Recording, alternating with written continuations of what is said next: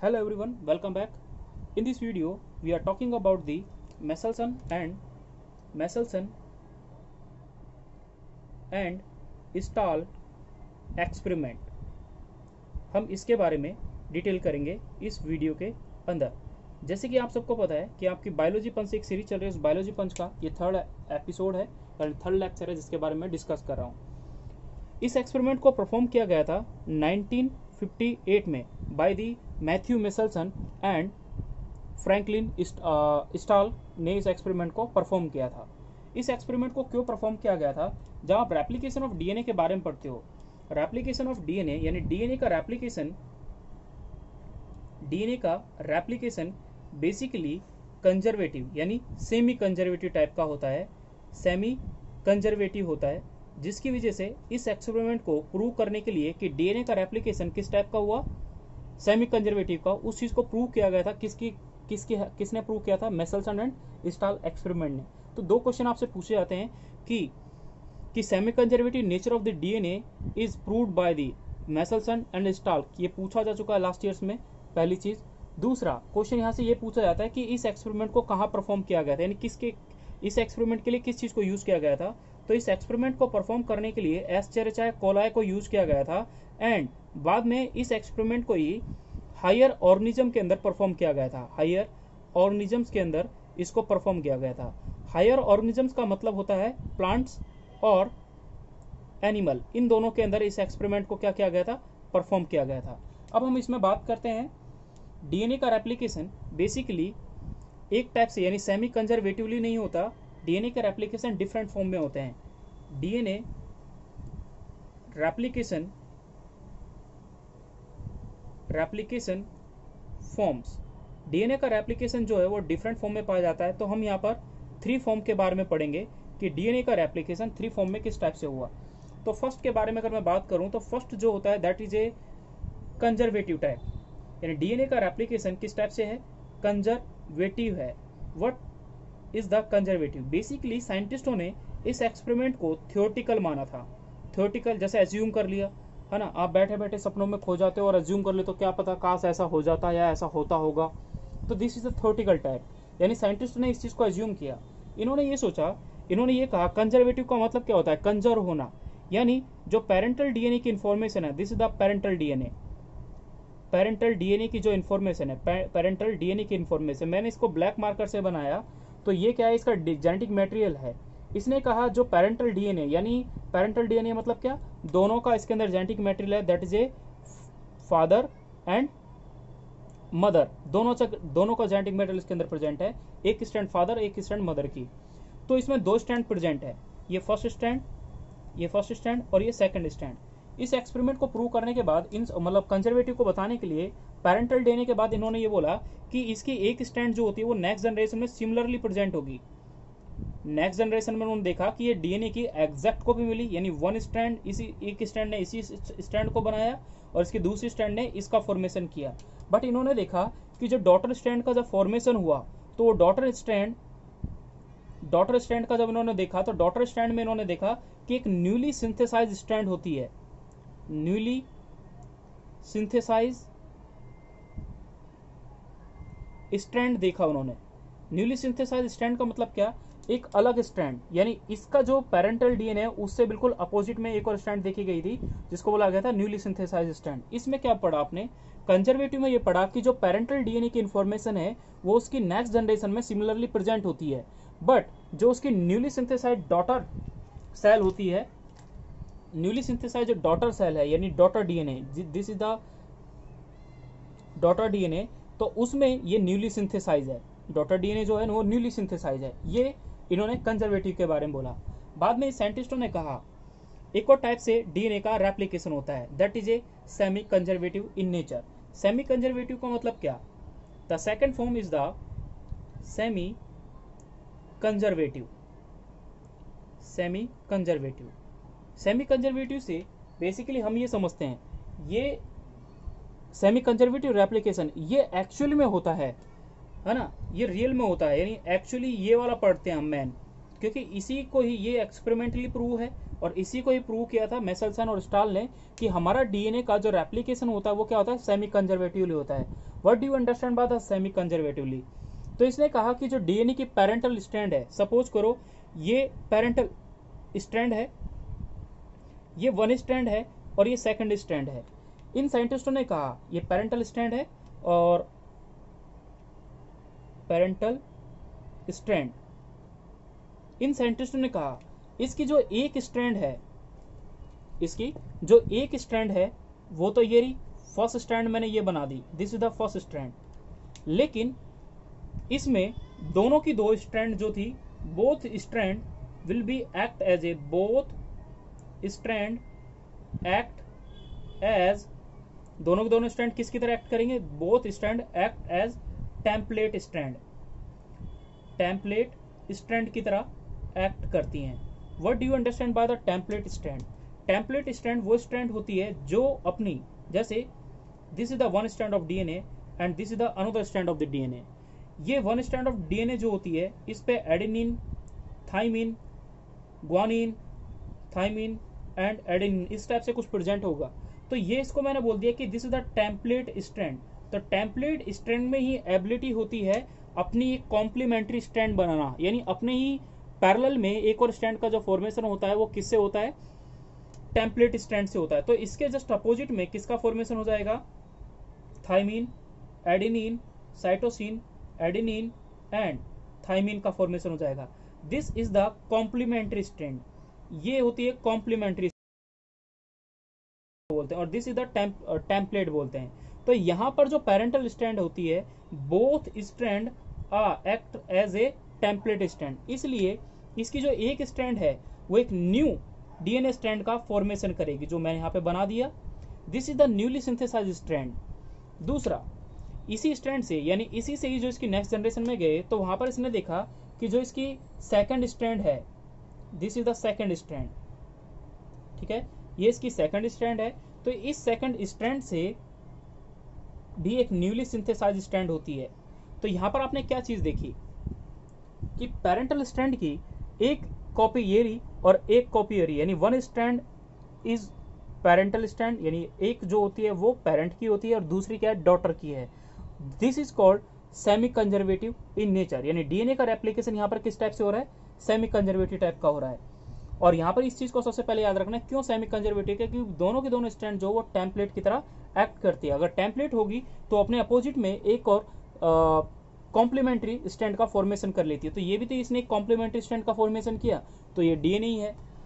Last में third type का अगर हम इसके बारे में पढ़ते हैं तो what is the third type of replication of DNA, किस टाइप से होता है, तो उसको बोलते हैं हम डिस्पर्सेप्टिव, यानी third type is dispersive type of replication, यानी रेप्लिकेशन। इसमें होता क्या है, जब डीएनए का स्टार्टिंग में रेप्लिकेशन प्रोसेस चल रही होती है, तो सपोज करो ये हमारा डीएनए है,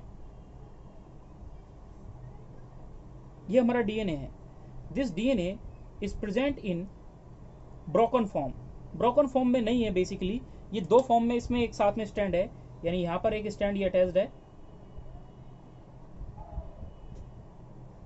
इस टाइप से स्टैंड है, ओके, इस टाइप से स्ट्रैंड है। अब ये स्ट्रैंड क्या करती है, आफ्टर सम टाइम यानी बाद में जब इसका रेप्लिकेशन की बात करते हैं तो ये फ्रैगमेंट में टूट जाती है। फ्रैगमेंट में टूट जाती है इसका मतलब क्या कि कुछ स्ट्रैंड तो इसकी किस चीज की बनाएंगी, रेड टाइप की, यानी डीएनए की स्ट्रैंड में फ्रैगमेंट में मिल जाएगी, डिस्पर्स कर गई इस टाइप से। कुछ स्ट्रैंड इस टाइप से मिलेगी और कुछ स्ट्रैंड इसकी इस टाइप से मिलती हैं, ठीक है, ये इस टाइप का हो गया, this is a dispersive type. बाद में यही जो स्ट्रैंड होती है कुछ इस टाइप से मिलती हैं, मैंने आधा इसको बना दिया और आफ्टर सम टाइम मैंने इसको इस टाइप का बना दिया, this is called dispersive replication, okay. ऐसी इसकी स्ट्रैंड काफी मिलती हैं, तो ये डिस्पर्सिव टाइप का होता है। बट इसके अंदर यानी हमारा जो डीएनए का रेप्लिकेशन जो होता है एक्चुअल टाइप में सेमी कंजर्वेटिव इन नेचर होता है, नॉट अ डिस्पर्सिव टाइप और not a conservative type. Now we detail about the Meselson. Hello everyone, welcome back. In this video we are talking about the Meselson and Stahl experiment. इस experiment को किस type से perform किया गया था हम उसके बारे में डिस्कस कर रहे हैं। सबसे पहले साइंटिस्ट ने ई कोलाई को लिया और ई कोलाई के बारे में पता है कि ई कोलाई का this is the DNA okay. इस डीएनए में बेसिकली N14 यानी नॉर्मल नाइट्रोजन प्रेजेंट है, नॉर्मल नाइट्रोजन प्रेजेंट है। नॉर्मल नाइट्रोजन से अगर बेसिकली मैं इस डीएनए के बारे में बात करूं, यानी सिंपली अगर मैं इसी कोई और ब्रॉड लेवल पे बात करूं तो क्या होगा, मैंने इस डीएनए को कुछ इस टाइप से बना दिया। अब आपको पता है इनके यहाँ पर बेसिकली प्रेजेंट क्या होते हैं, नाइट्रोजन बेसिस प्रेजेंट होते हैं। यहाँ पर नाइट्रोजन बेसिस प्रेजेंट होंगे। उन नाइट्रोजन बेसिस को मैं यहाँ पर एक्सप्लेन कर रहा हूँ। सपोज करो यहाँ पर एडेनिन लिखा, थाइमिन लिखा, ग्वानोसिन लिखा एंड एडिनिन लिखा। मैं इसके कॉम्प्लीमेंट्री स्टैंड बनाऊंगा तो डबल ये आ जाएगा थाइमिन, डबल बॉन्ड के साथ एडेनिन, ट्रिपल बॉन्ड के साथ साइटोसिन और डबल बॉन्ड के साथ थाइमिन। अब मैं इनमें से इस एक मॉलिक्यूल के लिए बारे में बात कर लेता हूं। बेसिकली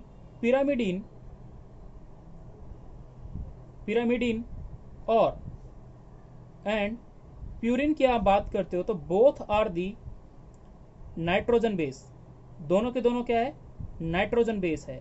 जब इसकी बात करते हैं पिरामिडिन की, तो पिरामिडिन की जब बात करते हैं तो pyrimidine is A double ring structure.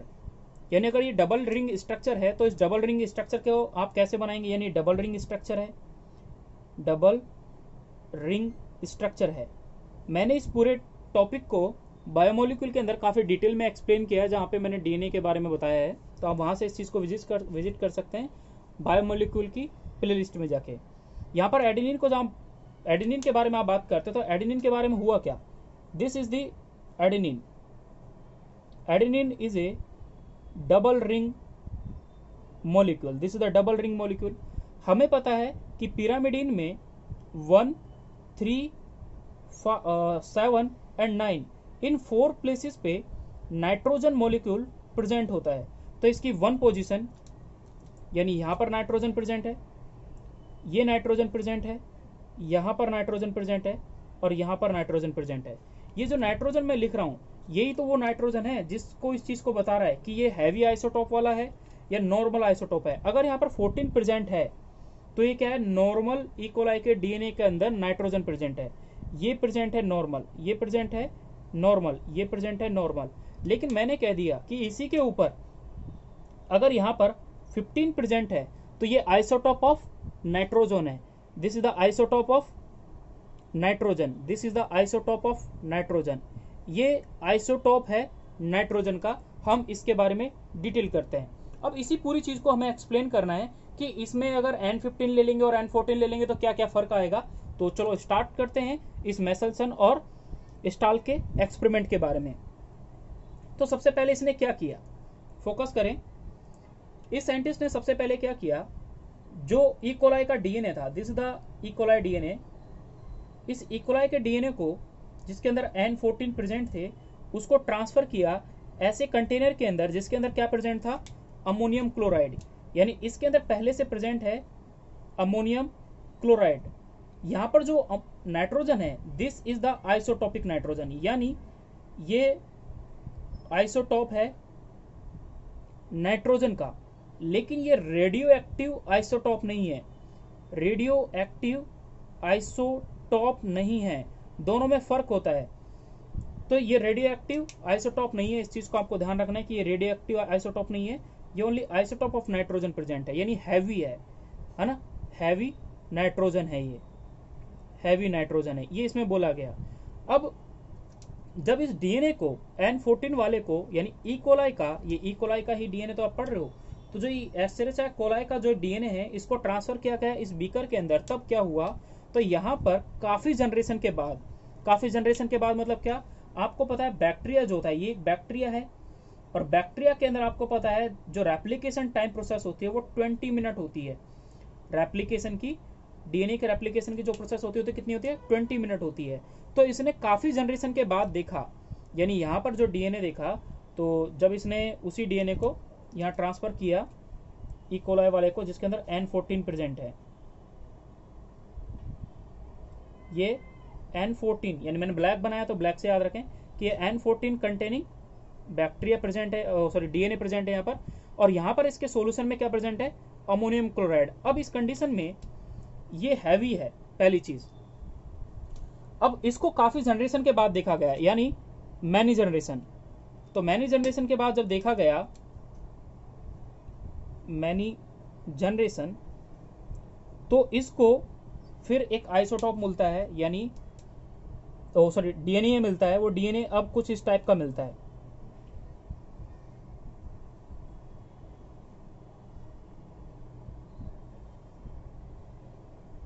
ये डीएनए मिला। अब this DNA contain A both, यानी इसके अंदर जो डीएनए कंटेन करता है वो क्या कंटेन करता है, हैवी आइसोटॉप N15। देखो N14 नॉर्मल जो मैं ब्लैक से बना रहा हूं, ठीक है, N15 मैंने ब्लैक से मार्क किया, यानी N15 इसके अंदर रेड से अगर बन रहा है तो वो क्या है, N15 कंटेनिंग है।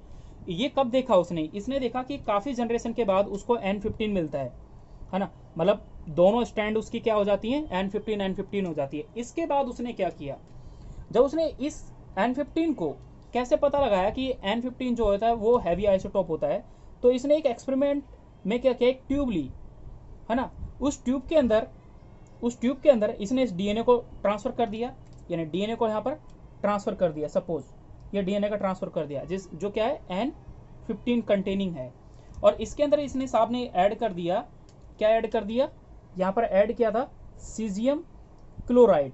अब आप सोचेंगे सीजियम क्लोराइड क्यों लिया साहब, तो सीजियम क्लोराइड लेने के लिए पीछे एक बहुत इंपॉर्टेंट रोल था इसका, कि सीजियम क्लोराइड जो होता है और जो डीएनए होता है, इन दोनों की जो डेंसिटी होती है वो अप्रोक्सीमेट क्या होती है, इक्वल होती है। तो इसकी जो डेंसिटी होती है डीएनए की और सीजियम क्लोराइड की, वो होती है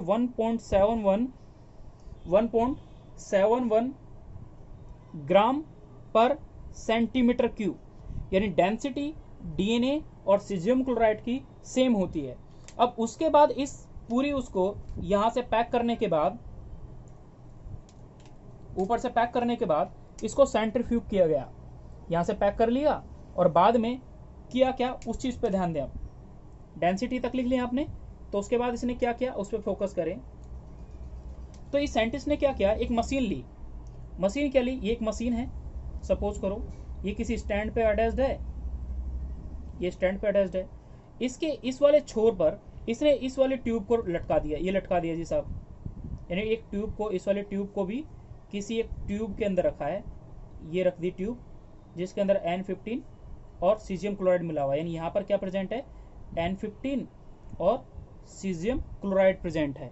दूसरी तरफ उसने बैलेंस करने के लिए क्या, इसको बैलेंस करने के लिए एक और ट्यूब यहाँ पर लटका दी सेम, लेकिन वो अलग थी, उसमें कुछ भी ऐड कर दिया, ठीक है। तो इसके अंदर इसने N15 ले लिया और N14 ले लिया और ऐड कर दिया यहाँ पर सीजियम क्लोराइड, ये ले लिया इसने, नॉर्मल ले लिया, नॉर्मल डीएनए और सीजियम क्लोराइड ले लिया। तब इस साइंटिस्ट ने क्या चीज चेक करी, अब इसको रोटेट किया जी। अब रोटेट करेगा तो ये पूरी यूं राउंड राउंड रोटेट करेगी, जब पूरी यूं राउंड राउंड रोटेट करेगी तो ये दोनों के दोनों इधर आ जाएंगे पैरेलल, और ये पूरा घूमेगा। तो उस कंडीशन को बोला गया था सेंट्रीफ्यूगेशन। क्या बोला गया था, सेंट्रीफ्यूगेशन। यानी ये जो प्रोसेस है ये क्या है, अल्ट्रा सेंट्रीफ्यूगेज बोलते हैं इसको, ये क्या है, सेंट्रीफ्यूगेशन प्रोसेस। अब इसमें क्या होगा सेंट्रीफ्यूगेशन में, कि सीजियम क्लोराइड हैवी मॉलिक्यूल है, तो सीजियम क्लोराइड यहाँ बॉटम पे प्रेजेंट है, और N15 भी क्या है, एक हैवी मॉलिक्यूल है। तो इन्होंने देखा, फाइनली इन्होंने क्या रिजल्ट पाया, इन्होंने ये पाया कि जो ये ट्यूब है, ये जो टेस्ट ट्यूब है, उसमें इन्होंने देखा कि जो डीएनए है, कौन से वाला डीएनए, हैवी आइसोटोप, बेसिकली कहाँ प्रेजेंट होता है, बॉटम पर प्रेजेंट होता है। कहाँ पर प्रेजेंट होगा, near to the bottom present होगा। ये चीज आपने देखी।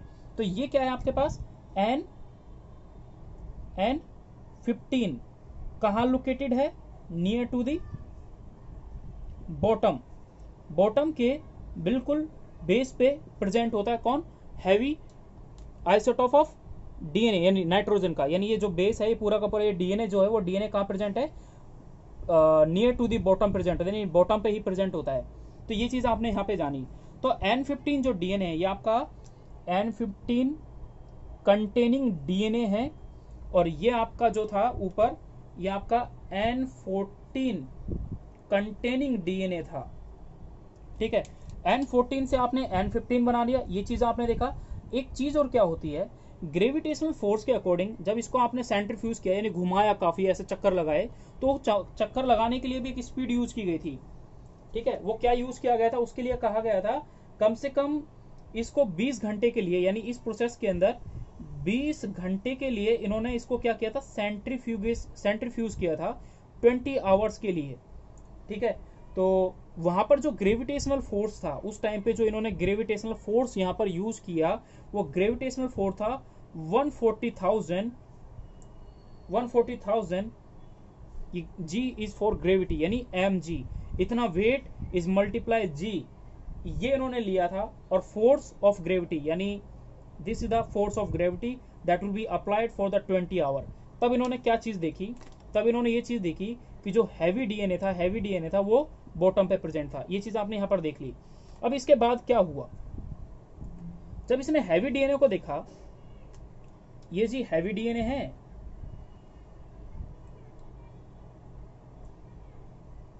ये इसका हैवी डीएनए है, यानी N15 कंटेनिंग डीएनए है।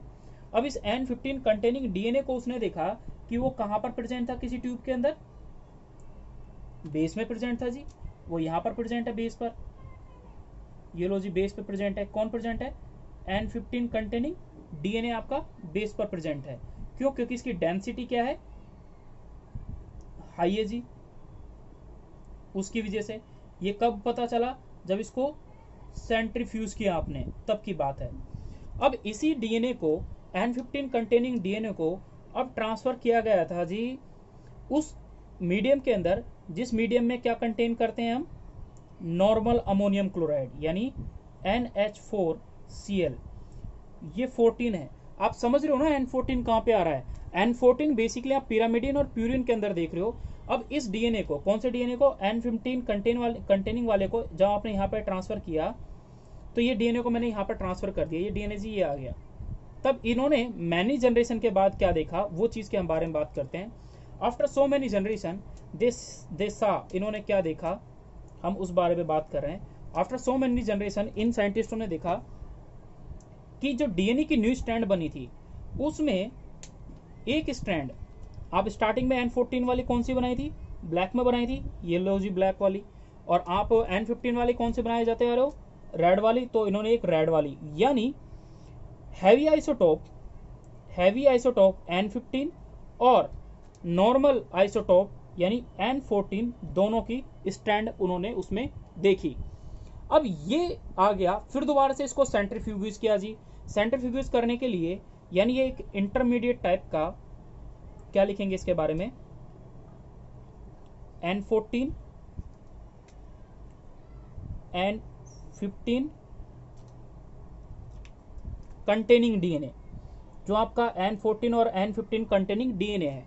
अब इन्होंने सेम प्रोसेस वही करा जी, इन्होंने इसी डीएनए को उस मीडियम के अंदर डाला जिसके अंदर क्या प्रेजेंट था, सीजियम क्लोराइड, ये रहा जी, इसके अंदर सीजियम क्लोराइड पहले से प्रेजेंट है। इस डीएनए को भी इसके अंदर ट्रांसफर कर दिया जी, और जब इस डीएनए को ट्रांसफर कर देंगे तो क्या होगा वो देखते हैं। तो इस डीएनए को इन्होंने ट्रांसफर किया इसके अंदर, तो इन्होंने क्या देखा वो देख लेते हैं। फिर इसको सेंट्रीफ्यूज किया गया जी। जब सेंट्रीफ्यूज किया गया तो सेंट्रीफ्यूज करने के बाद इन्होंने देखा कि ये जो डीएनए था, ये वाला डीएनए की जो स्ट्रैंड थी, ये जो डीएनए था, ये डीएनए ना तो बॉटम पे प्रेजेंट था और ना ही सबसे टॉप पे प्रेजेंट था। तो जी कहां पे प्रेजेंट था, तो उस कंडीशन में बोला गया कि this DNA is present it at the intermediate position. कहां पर प्रेजेंट था, इंटरमीडिएट पोजीशन पे, ना तो ज्यादा ऊपर था और ना ज्यादा नीचे था। तो this is that DNA that will be contain N14 and N15 DNA, यानी ये वो डीएनए था जो दोनों कंटेन करता था। यानी अब ये डीएनए किस टाइप का आ गया जी, ये डीएनए आ गया इंटरमीडिएट डीएनए आ गया, आया कि नहीं आया। अब वही सेंट्रीफ्यूज किया तो वही सेंट्रीफ्यूज प्रोसेस से ये सेंटर पे लोकेटेड हो जाएगा, और बाद में अगर सेंटर पे नहीं मतलब इंटरमीडिएट है यानी इन बिटवीन टू, तो ये चीज आपने अभी देखी। तो ये तो इसका हुआ और ये वाला इसका हुआ, ये दो चीज देख ली। अब बाद में इन्होंने क्या किया, अब इसी डीएनए की बात कर रहा है, इसी को, ये क्या था, 20 मिनट बाद ये जो पूरी प्रोसेस हो रही है, यानी ये जो प्रोसेस हुई उसके बाद एक स्ट्रैंड ये हुआ। इस कंडीशन में इसने बोला जब इसको N15 कंटेनिंग मीडियम के अंदर यानी नॉर्मल नाइट्रोजन कंटेनिंग वाले मीडियम के अंदर यानी नॉर्मल ये वाला कंटेनिंग मीडियम है, तो उस टाइम पे एक और प्रोसेस, ये तो मैंने बेसिकली समझाने के लिए बताया है, लेकिन इसके अंदर जो मेन प्रोसेस होती है उस पर फोकस करते हैं, वो होती क्या है, तो अब उस पर ध्यान दें। तो हुआ क्या देखें, ये डीएनए की N15 वाला N15 कंटेनिंग डीएनए है। जब इसको डाला गया था किसके अंदर, N14 कंटेनिंग डीएनए के अंदर, N14 कंटेनिंग डीएनए के अंदर इसको ट्रांसफर किया गया था, है ना। जब इसके अंदर इसको ट्रांसफर किया गया था तो उस टाइम पे क्या हो जाएगा, ये जो स्ट्रैंड है इसकी एक स्ट्रैंड जो है वो इनकॉर्पोरेट करती है विद अदर स्ट्रैंड, और इसकी सेकंड स्ट्रैंड जो होती है वो इसकी दूसरी स्ट्रैंड के साथ कंबाइन करती है, यानी this is a one strand, this is a second strand, this is a one strand, this is a second strand. तो इस टाइम पे एक स्ट्रैंड ये रही, दूसरी स्ट्रैंड ये रही, अब ये इनकॉर्पोरेट करती है आपस में, ये इसके साथ कंबाइन कर जाएगा और ये इसके साथ कंबाइन कर जाएगा, यानी इसके अंदर दो मिलती है। ये कब कंडीशन मिली, आफ्टर 20 मिनट।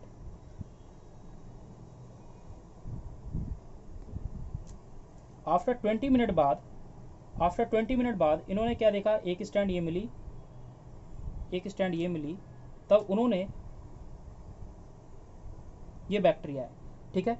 आफ्टर 20 मिनट बाद, 20 मिनट बाद बैक्टीरिया जो होता है उसका जो डीएनए होता है वो क्या करता है, रेप्लिकेट करता है जी।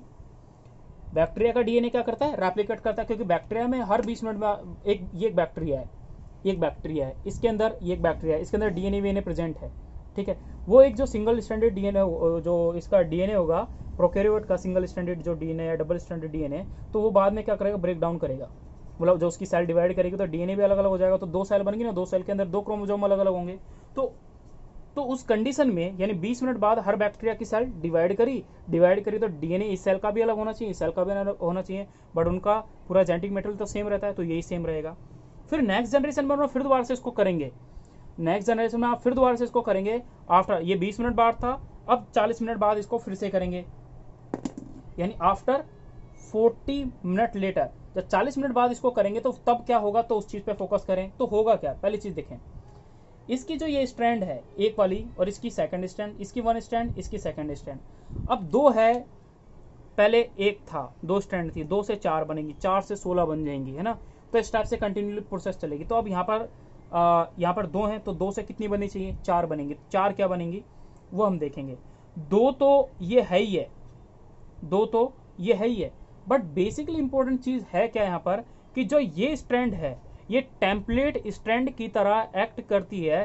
दैट्स वाई हम क्या करेंगे, अगर ये टेम्पलेट स्ट्रैंड की तरह एक्ट करती है तो ये तो एक न्यूली सिंथेसाइज इसके साथ एक और इसका कॉम्प्लीमेंट्री ऐसी बना लेगा, कौन से वाला, ब्लैक वाला, यानी ब्लैक वाला क्या करेगा, फिर से स्ट्रैंड का फॉर्मेशन कर लेगा। ब्लैक वाला इसके साथ भी एक, ये ब्लैक वाला अलग हो गया, इसने अपने साथ एक अलग स्ट्रैंड बना ली, इस वाले ब्लैक ने भी अलग से अपनी स्ट्रैंड बना ली, इसमें दोनों ने अलग अलग बना ली, लेकिन बीच में ये जो 2 होता है इनका कॉम्बिनेशन सेम मिलेगा आपको, यानी ये इस टाइप से ही मिलेगी।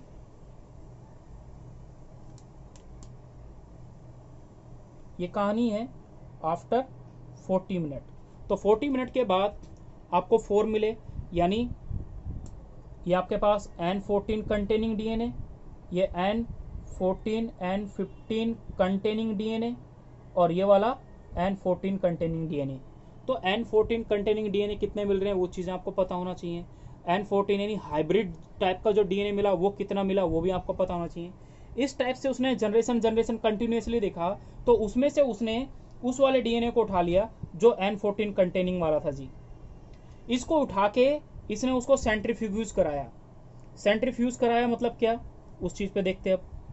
अब इसने N14 कंटेनिंग वाले को फिर दोबारा से वही टेस्ट ट्यूब सी के अंदर, एक ट्यूब के अंदर डाला और उसको फिर दोबारा से सेंट्रीफ्यूज कराया, और इसके अंदर सीजियम क्लोराइड पहले से प्रेजेंट था। अब इस वाले डीएनए को इसके अंदर डाल दिया। डालने के बाद जो N14 कंटेनिंग डीएनए यानी नॉर्मल नाइट्रोजन कंटेनिंग है, अब इसको सेंट्रीफ्यूज किया, और जब सेंट्रीफ्यूज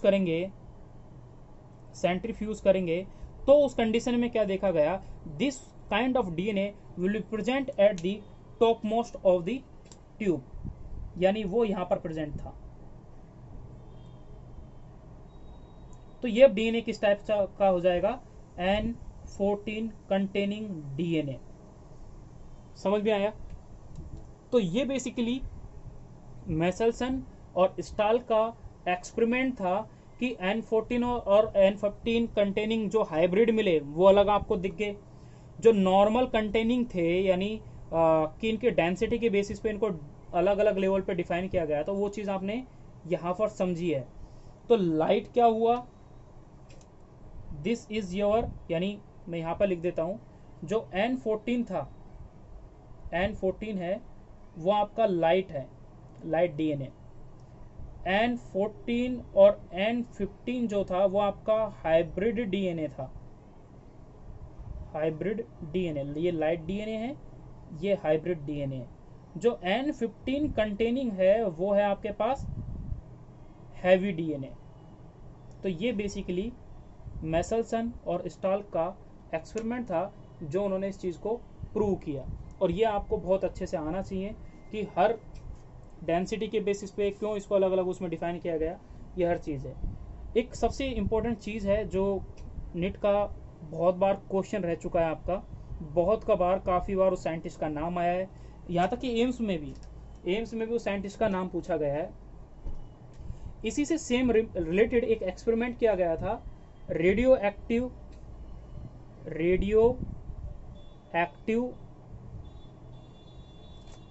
थाइमिडीन यूज किया गया था। क्या यूज किया गया था, रेडियो एक्टिव थाइमिडीन यहाँ पर यूज किया गया था। और रेडियो एक्टिव थाइमिडीन यहाँ पर यूज किया, एक बिल्कुल सिमिलर एक्सपेरिमेंट था मेसेल्सन एंड स्टाल के एक्सपेरिमेंट के लिए। तो इस एक्सपेरिमेंट के लिए उन्होंने क्या किया, तो इस एक्सपेरिमेंट को अलग से जिसने दिया था वो साइंटिस्ट था टेलर, ये याद रखना है, TAYLOR। उसने इस एक्सपेरिमेंट को दिया। एम्स में बहुत बार एक क्वेश्चन आ चुका है कि experiment will be done on the Vicia faba यानी फाबा बीन्स, इसके ऊपर इस एक्सपेरिमेंट को किया गया था। यानी यहां पर S3 का रेडियो एक्टिव लिया गया था, T3 टाइटेनियम में बोल दो T3, यानी हाइड्रोजन का 3 एटमिक जो होता है वो उस बेसिस पे इसको किया गया था। तो बेसिकली रेडियो एक्टिव, आप ये याद रखें कि रेडियो एक्टिव थाइमिडीन यूज किया गया था। किस साइंटिस्ट ने उसको किया, तो वो टेलर साइंटिस्ट था। और वीसिया फाबा या फाबा बीन के ऊपर, ये बहुत इंपॉर्टेंट है, इससे नीट से बहुत बार क्वेश्चन पूछा गया है, काफ़ी इंपॉर्टेंट टॉपिक है ये वाला। इससे आपको एम्स के अंदर क्वेश्चन आ चुका है दोस्तों, नीट के अंदर काफ़ी बार क्वेश्चन आया है, और जिपमर आपने नाम सुना है उसमें भी काफ़ी बार आया है। मैंने 2-3 बार दिया नीट का पेपर, तो उनमें से हर बार में तो नहीं मिला, 1-2 बार मिला है, लेकिन 2013 का क्वेश्चन रह चुका है, ये ध्यान रखना। और उसके बाद, उससे पहले जब आप एम्स का पेपर देखो या फिर किसी और चीज़ का देखो, तो उसमें आपको ये सब के सब मिलेंगे। तो आपका ये बेसिकली एक्सपेरिमेंट था। In our next video we detail about the replication, कि डीएनए का रेप्लिकेशन किस टाइप से होता है, तो उस प्रोसेस को मैं आपको एक्सप्लेन करूंगा अपनी नेक्स्ट एपिसोड के अंदर, जो आपकी 4th एपिसोड होगा डीएनए के बारे में। And thank you for watching video.